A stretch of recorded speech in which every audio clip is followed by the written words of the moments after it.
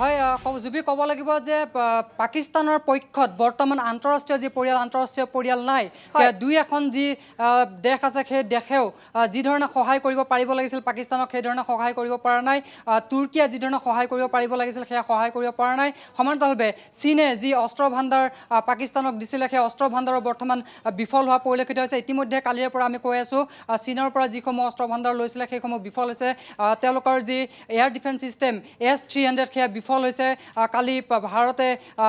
সেই air defence system ধ্বংস কৰিছে সমান্তৰালভাৱে তেওঁলোকৰ যি ফাইটাৰ জেট আছিলে সেইসমূহ বাৰম্বাৰ ধ্বংস কৰিছে এই ক্ষেত্ৰত পাকিস্তানৰ ইণ্ডিয়া বা ভাৰতৰ মাজত যি আক্ৰমণ প্ৰত্যাক্ৰমণ আছে এই আক্ৰমণ প্ৰত্যাক্ৰমণত ভাৰতে যি প্ৰত্যুত্তৰ দিছে প্ৰত্যাক্ৰমণ কৰিছে সাহসিকতাৰে সেয়া জয়ী হৈছে আৰু ক'ব লাগিব এই ক্ষেত্ৰত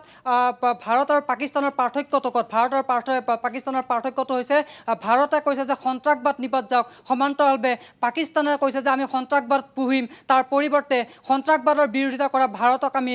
ধ্বংস কৰিম এনেধৰণৰ কথা বতৰাত তেওঁলোকে অৱতীৰ্ণ হোৱা পৰিলক্ষিত হৈছে ভাৰতৰ যি প্ৰত্যাক্ৰমণ সেয়া সুনিপুণ আছিল সেয়া আন্তঃৰাষ্ট্ৰীয় যিসমূহ নীতি আছে সেই আন্তঃৰাষ্ট্ৰীয় নীতিসমূহ মানি তেওঁলোকে আমাৰ ভাৰতে প্ৰত্যুত্তৰ দিছিলে আৰু এই ক্ষেত্ৰত যদি আমি কাৰ্যক্ৰমণিকা চাওঁ